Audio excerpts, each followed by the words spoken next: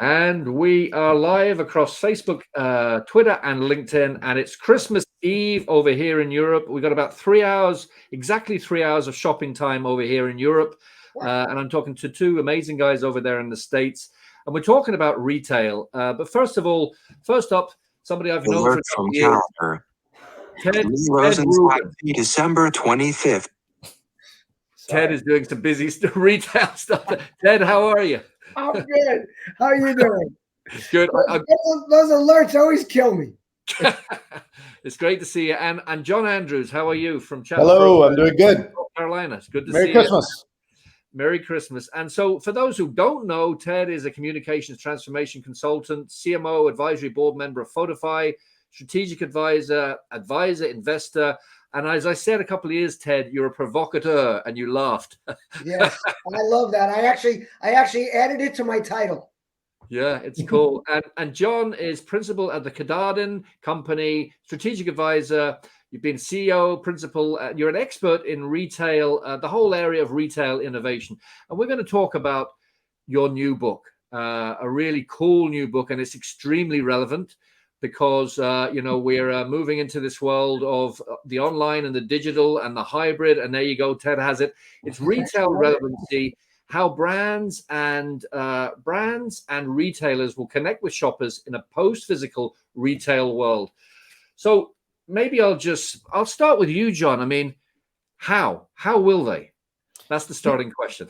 It's a good question. And before I was in retail, I was a brand marketer, right? So brands are all about an idea in the consumer's head, right? And I think that, retailers are brands. We've just always associated them in our lifetime, as a place, right? So when I think about my grocery store, I shop at the Harris Teeter, which is Ted's favorite grocery store name, part of the Kroger organization. And the reason people shopped at grocery stores historically is the number one factor was what? Convenience. Yeah, it's actually closest to your home. Right. The number one correlative factor for shopping grocery was closest to your home, right? Yeah. So if you think about now, I don't really have to do that. I don't really care. I kind of prefer Whole Foods over Harris Teeter. Not pretty real. I just like Whole Foods. Both of them are the same amount of effort to be delivered to my home. Yeah. Right. So now Harris Teeter, even though it's right, I could walk there, I can get Whole Foods just as easily. So it's got to be a retailer is going to have relevance beyond a building to stay in business. And I think that's what this book is about. That's what Ted and I talk about. And it's bigger than, there's just going to be this radical shift. It's already happened. You see it. Yeah. It used to be the whole term location. Right. Yeah. Now location is a mindset. Yeah. So it like, John and I, this was from my good friend, Ian Truscott. Ian, I hope you're here listening. You see I'm wearing a t-shirt. Content does matter because we're connecting with the consumer in a whole different way now. It's not just what you're driving by and what's easy. Sorry, go ahead. I cut you off, of course. Yeah, no. And so, I mean, you mentioned convenience before in the old world, but in the new world, I mean, I've got a whole pile of books over there I bought to read during this vacation period. And whether people like it or not, I just go for the easy click, right? I bought them from the Amazon, right? And so for me, it's still convenient. So it hasn't gone away, has it? I mean, Ted, it's just a different mindset around convenience. Is that right? It's a different mindset, and it's actually a different physical ability. Convenience is at our fingertips. Convenience is somebody having our information. Convenience is someone that gives us a good customer experience because it all comes right now. Time is at a premium, right? I mean, all of us. It's gotten to the point where I have to sit back sometimes, or John will look at me and go, dude, it's okay. You don't have to do it today. Yeah. But that's not where we're at. We're trying to get the most out of every minute. I mean, I literally was just in my kitchen getting stuff in the morning, and I need to get the lemon out of the refrigerator as I go buy it because I might have to walk 4 feet back to the refrigerator. Yeah. And I'm thinking time. So, time is also how much time do we have to deal with customer service? How much time do we have to deal with the delivery person? How much time, what if we want to return something? So it all becomes part of this process that has become convenience, different than what convenience used to be, which was the supermarket or the small grocery store or business that was right outside our door. Yeah, and the whole area of brands, like I do some work in the whole brand space, and you, Ted, this well. And the question to maybe first of all to both of you anyway is, in this world where there's so many competing brands and there's limited space, what do companies need to do? What do sellers need to do to become identified, to have an identity, to create a shortcut for purchasers? What can they do? Or do they just have to stick with it? Are there any kind of hints that come out in the book? What do they need to do to stand out? John? Yeah, again, for me, it's removal of friction. I had a boss when I was at Walmart, and a guy named Clint McLean, great guy. And he said, look, our job in the next 10 years at Walmart is removing friction from her. And we talked about the shopper at Walmart being her, because 80% of the shoppers at Walmart at that time were her. Removing friction from her life. She's busy. Exactly what you just said. I got all these things to do and all these other stuff. So you start to think about, if anything is hard today, we won't do it. Right. And we're all guys of a certain age, right? I watch my daughter. Oh my gosh. If it's hard at all, she's not having it. I mean, it's just not going to happen. And what you said, I love Amazon. So I love to read. Well, I say read now. I count Audible books as reading, right? Because that's what I have time for, right? I listen to a book while I'm walking. I listen to a book while I'm in the car or whatever. It is so easy to get an Audible book. Ted and I were just we just spent a couple days. I went and visited him at his place in Florida, and I literally sold him. I think 2 or 3 books while I was there, because I'm like, dude, you got to read this. You got to read. And as I'm talking about it, he's adding it to his Audible. And I'm like, I'll send it to you. I have Audible credits. He's like, I got Audible credits. I don't need your credits. But Amazon is. That's one of the latest ones. This is a wonderful book. The Arms of Krupp. We read it already. Wonderful. But I just, it's so impossibly easy for me to access that book without any friction. All one-click buying. I'm in. I'm done. I don't even have to think about it. Right? And you think about it, and you have 5 choices of how to buy it. Do you want to read it? 5 choices. Do you want an Audible? Right? Yeah. And then, but Simon, you ask a bigger question, which I think is the bigger part. The best thing about that book is when I'm in my car, it automatically, when I pull up Audible, it knows where I am. I come home and I ask Alexa, I can't say it loud or she'll pick up. I say, Alexa, play Arms of Krupp. She starts right where I ended off in the book. I mean, it's thinking about the purchase. Ted talks about this all the time. Customer service becomes the new, imperative for a brand, because if it's hard for me, or if after a purchase I have a problem, I'm done. I'm just done. I'm going somewhere else. I don't care, and I've got unlimited options. So Simon, John thinks big, and I mean this honestly. I'm not just building him up, and I take it and condense it into something that people can remember and use. So one of the things we were just talking about is, I like to say that customer service is the only time you have 100% of your customer's attention. True. That's when they're listening to every word of your mouth. It's like your kid. It's like my daughter asking for money. Her hand is out. It's my time to communicate with her, because she's totally focused on me to see what she's going to get in her hand. And that's your customer. And then the line we like to use where John's talking about removing friction is Walmart has a line, or always did, EDLP, everyday low pricing. Well, we say simplicity is the new EDLP. Make it easy for them, and they will buy from you again and again and again. And, again, in this world, because of these short time constraints, you have to give people these one-liners, these easy things to remember that keep them focused on what's important. No, you're right. You're right. And so I grew up. I was born in the '60s, and I spent my Saturdays in the '80s and the '90s walking around shopping centers. So I'm the bricks and mortar generation, right?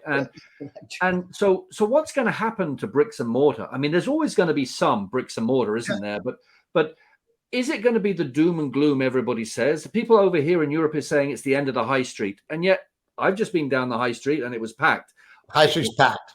So Stores are we seeing a geometrical increase in retail? We're seeing 2 layers of retail now. Is that what we're seeing? More than one being displaced? What do you think?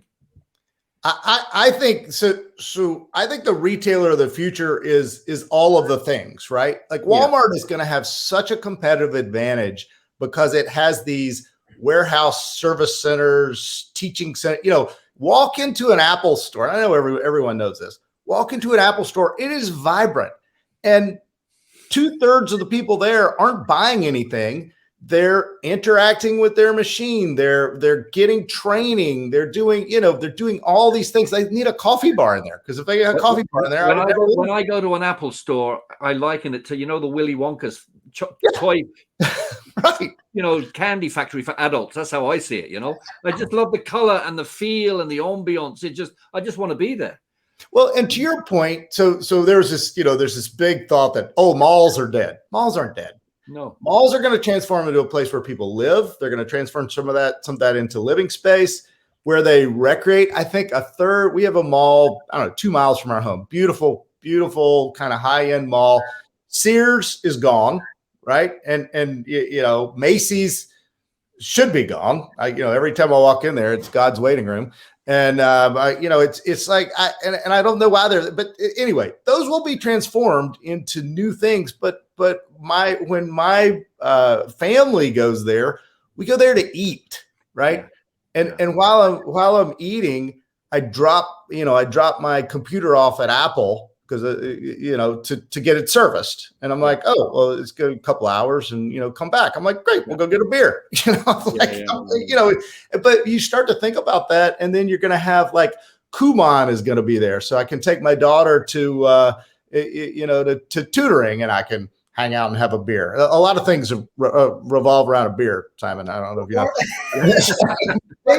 They do. But I think they're going to transform, right? Because they're centers. And then think about when that parking lot is half full because we have this dramatic shift to self-drivers. So we don't have to go there and park.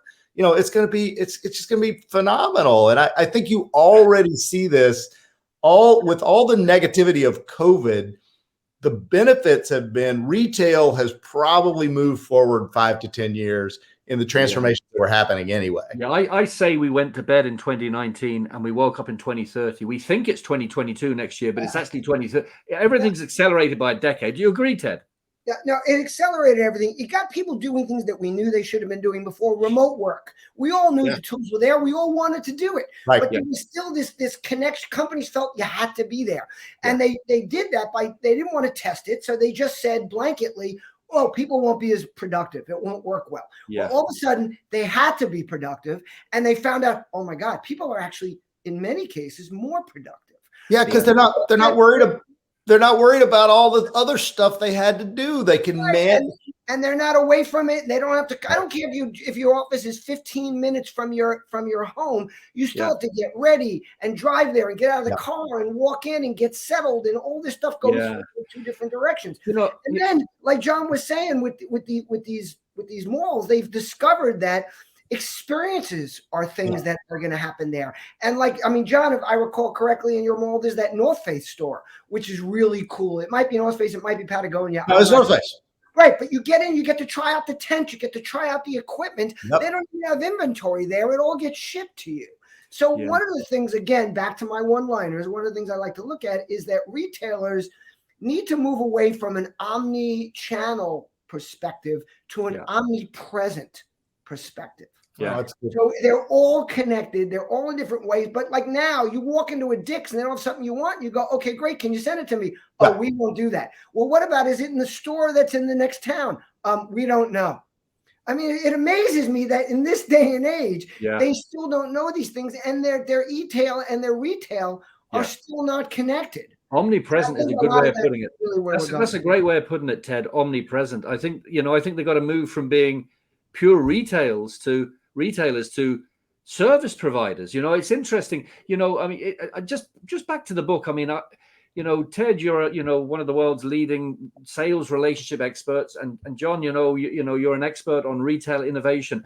My first question is what brought you to why this book, right? Obviously, it's great timing, but why this book? And then the second question is, what was it like, the two of you putting it together? Because you both have obviously strong opinions. The first one is why the book, and then the second one, what was it like? Well, I wanted John to talk about the book, but I want to tell you that thank God for this book, because John is a retail geek. He drags me into stores wherever we go. He likes to walk the aisles. On the weekends, you can see videos of him with his daughter, and he's basically kind of watching her to see how is she shopping, what's important to her. So then, of course, John was like, we got to write a book about retail. So John, why don't you jump in over there? No, I think that's it. We were writing about this stuff anyway. We were talking about it. Ted was heavily involved in an organization called Brand Innovators, and so we were talking to retailers, we were talking to brands, and I had been in that space and was fortunate enough to be in a place where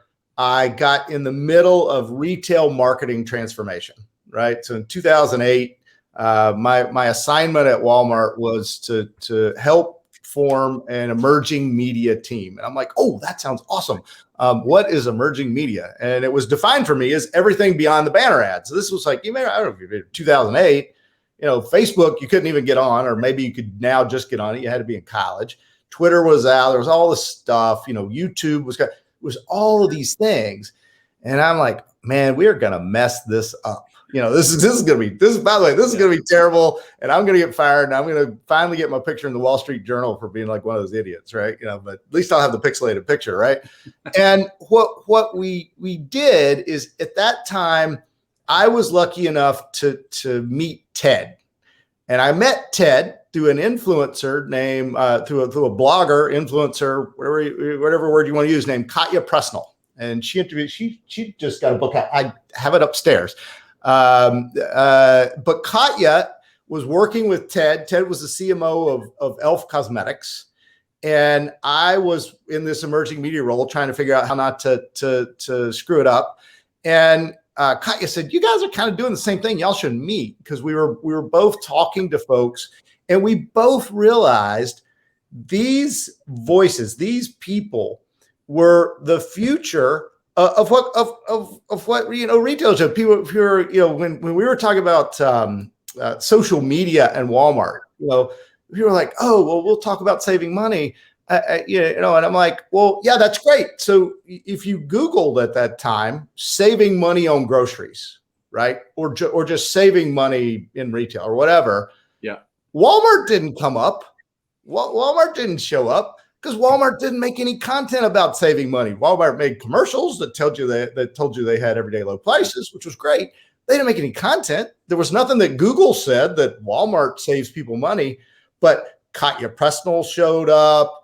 All of these other influencers showed up, because they were making content about couponing and frugal living and smart living and all of these different genres of, and so, our approach, and I think Ted's was very much like this too, was how do we support these voices as a brand that is focused, our brand meaning was saving money.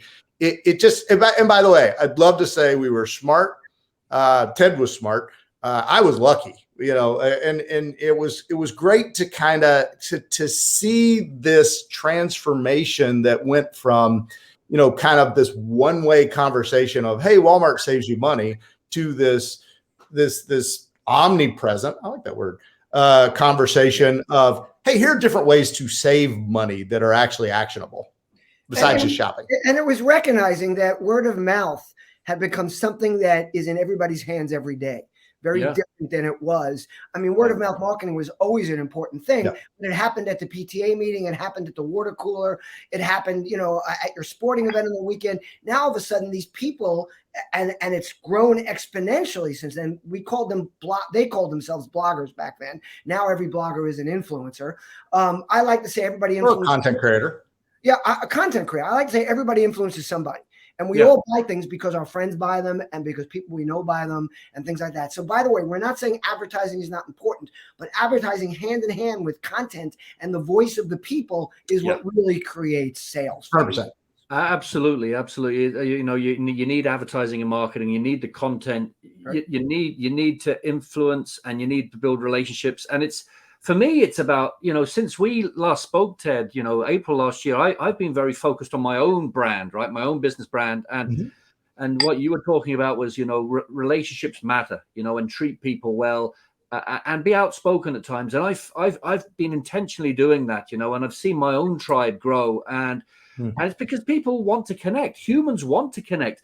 We also want to feel like we're noticed, we're recognized. And it's the same in the retail space. Would you say, when I had a couple of books that weren't delivered by Amazon, I got straight onto them and they were disappeared in the system, but they delivered 2 more books.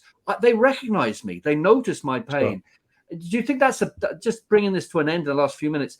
Do you think that's a big part of it as well, that retailers need to make sure, because there's a lot of, the banks and some of these bigger corporations don't recognize, they don't notice, but in the retail space, recognizing and noticing the pain and the wants is going to be equally as important. John, you're always talking about this. Why don't you jump in on this? This is really what John thinks about every day. Yeah. I do. And I think that goes back to the initial conversation, Simon, thinking about retail more as a brand than a place. Absolutely. Right? I connect with brands that are relevant to me in life. And a lot of times that relevancy has to do with, what am I doing in my life and how does that connect? I'm a big Bank of America, Merrill Lynch customer forever, right? Forever. Right? Bank of America is one of the largest banks in the world. They make it pretty easy for me. Today, I keep wondering, why can't I buy and trade crypto on Bank of America, right? And if you ask a banker that question, they'll say, well, there's all these regulations, there's all these things, there's all this stuff. And I'm like, it would be really hard for me to move my banking relationships somewhere else, but not impossible, right? Yeah. And especially when you start to think about Coinbase or Robinhood or Interactive Brokers and stuff, providing more banking services. It's how is it relevant to me, and I think about that with retailers. Banks are retailers. I think about that with retailers across the spectrum, right? I need, I've watched our family very slowly and then more rapidly move all consumable purchases to replenishment on Amazon. Right. Yeah. And I don't think that was a conscious decision. It's just, we don't want to think about paper towels. Paper towels are great. We need paper towels. Right. Yeah. And all I know is we have paper towels whenever we need them. They're on our doorstep at some point, and I don't have to think about it. Right. Why did anyone want to think about paper towels or toothpaste or any of these things that you're going to use? You typically never switch brands, right? I mean, brand switching is almost non-existent, and it's just a to your point, it's fulfilling a need. Yeah. Not thinking about that I've got to spend time and energy thinking about paper towels. No, absolutely. So just to wrap things up, maybe just a couple of words from both of you. What would be the biggest? I'll start with Ted. Say the biggest 2 or 3 things that come out of the book, messages that you want to get across to people who should be looking at this book. What are the top 2 or 3 things that you really wanted to resonate when you were putting the book together? Be prepared for change. Simplicity is everything. Customer experience matters. And I just want to throw out a few names here. So the brands that I gear towards now for new services or products, it's got to be easy It's got to be fluent. It's got to be that I can click a button and change something. So like John, most of these new direct to consumers try to create a regular delivery. So I get vegan meals from Vistro. I get vegan prepared meals you can prepare from Green Chef. I get something to add to my water that's healthy from a company called Hydrant. I get my vitamins from Complement. Every one of them, I get a text every month saying your order is going to be prepared next week. Do you still want it?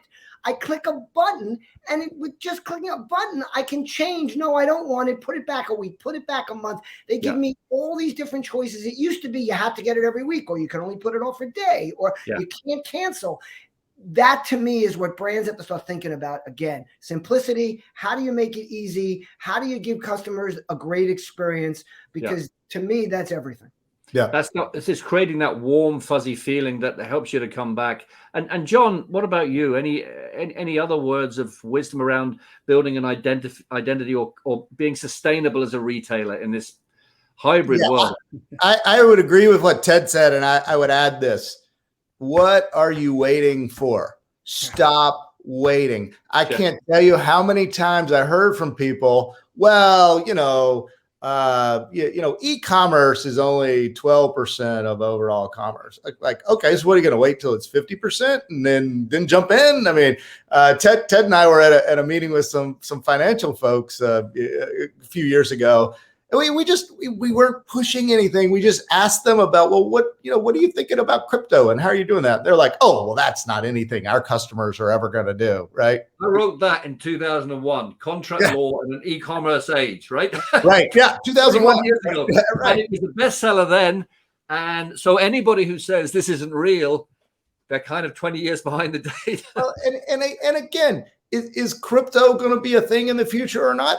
I don't know. Maybe, probably, possibly. But are you going to wait until it is and until somebody else is it's relevant? I mean, what I love today. One of my favorite brands today is PayPal, and mainly because PayPal has said, when I pull up my PayPal screen to pay for something now, it literally pulls up 100 ways I could pay people. Yeah, I could pay them with my crypto. I could pay them from my bank account. I could pay them from my PayPal balance, whatever, right? But it's totally flexible in terms of payments. They are not waiting, Come on, Bank of America, get in there. Yeah, absolutely. I just want to quickly extend on something John said, because it's not so much making the change, but these people weren't even willing to have a conversation. I have to explain something to you. We were at an event. We were not selling them anything. We were not in that business. We had nothing. This was a break at an event, sitting at a table saying, so how are you guys thinking about this stuff? They literally went to another table. They didn't want to talk about the fact that financial services are changing. Yeah, no, absolutely. So how do people, maybe Ted, let's have a look at the book again. Have you got a copy of it there? Yes. Retail Relevancy, how brands and retailers will connect with shoppers in a post-physical retail world. How do they connect with both of you, and how do they find the book? Well, just go to Amazon and look up name John Andrews. It comes right up. It's his first book. He's the lead author on this one. So, or you can go to Ted Rubin, or just look up Retail Relevancy. Not that hard to remember. You can also go to retailrelevancy.com, and you can find John at Katahdin, Katadhin. Did I get that right, Johnny? Katadhin at Katahdin, or John Andrews. Easy enough to find. Or you can just Google Ted Rubin, and the first 14 pages is content I've created. Perfect. Well, have a great Christmas, happy holidays, and here's to plenty of retail in 2022. And Simon, thank you so much for your friendship, for your support. Ever since we met, everything I've seen from you is wonderful. Everybody have a Merry Christmas and a healthy and prosperous New Year.